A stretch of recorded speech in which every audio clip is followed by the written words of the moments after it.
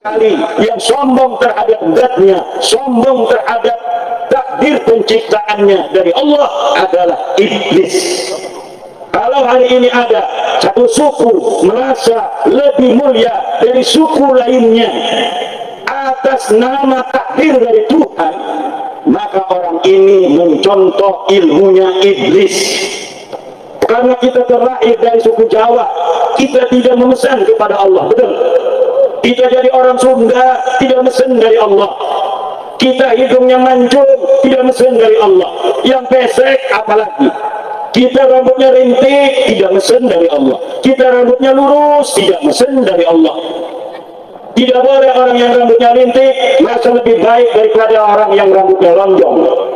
Tidak boleh orang yang rambutnya lurus merasa lebih baik daripada orang yang rambutnya rintik. Tidak boleh orang yang kulitnya hitam merasa lebih baik dari orang yang kulitnya putih. Tidak boleh orang yang kulit putih merasa lebih baik dari orang yang berkulit hitam, dan lain sebagainya. Inilah ajaran Islam, di mana kemuliaan hanya dari takwa.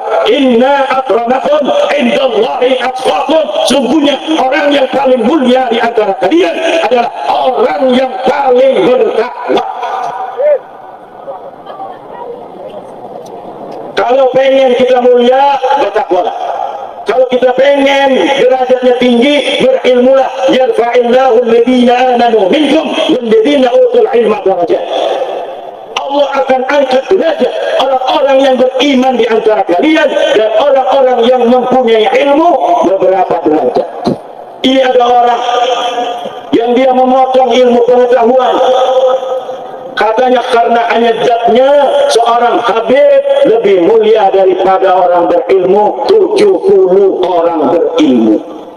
Dia bodoh mengalahkan sarjana 70. Dia bodoh mengalahkan insinyur 70. Dia bodoh mengalahkan kiai 70. Dia bodoh mengalahkan orang-orang yang diberikan Allah pengetahuan. Dia rendah pangkatnya karena tidak punya ilmu, tapi katanya lebih mulia dari Pak Camat 70 camat.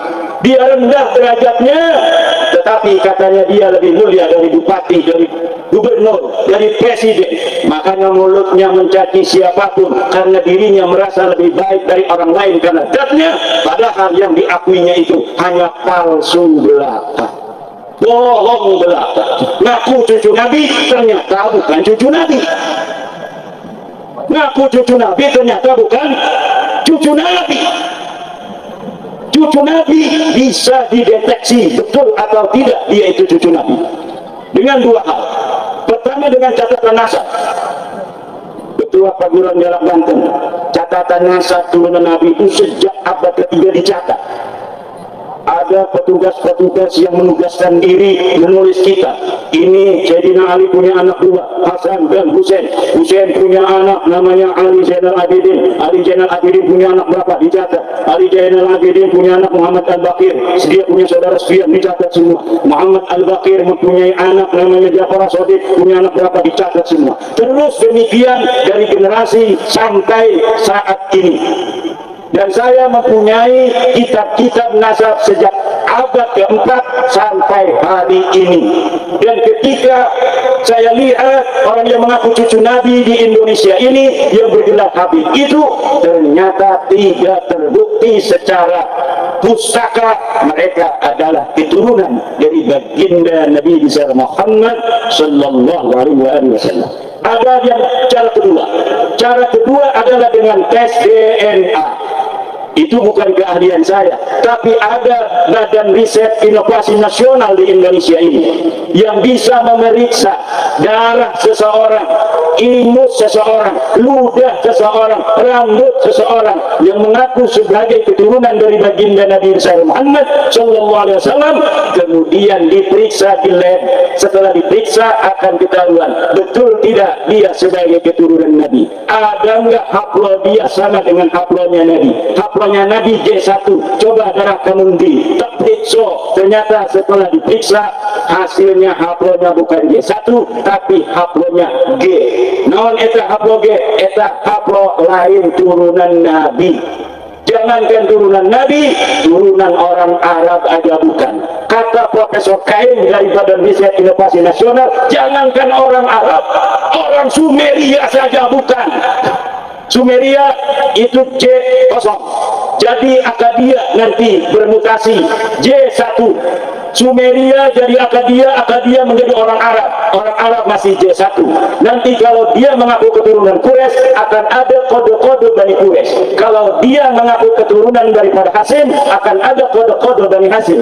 Kalau dia mengaku keturunan daripada Abi Thalib akan ada kode-kode Abi Thalib. Kalau dia mengaku keturunan daripada Husain akan ada kode-kode Sayyidina Husain. Dan setelah diperiksa, mereka dari 5 orang Indonesia dari klan mereka yang sudah tes DNA, tidak ada APRO J1-nya, tidak ada kode genetik daripada keluarga Bani Quraisy, tidak ada kode genetik dari keluarga Bani Hashim, dari keluarga Bani Abi Thalib, dari keluarga Sayyidina Husain.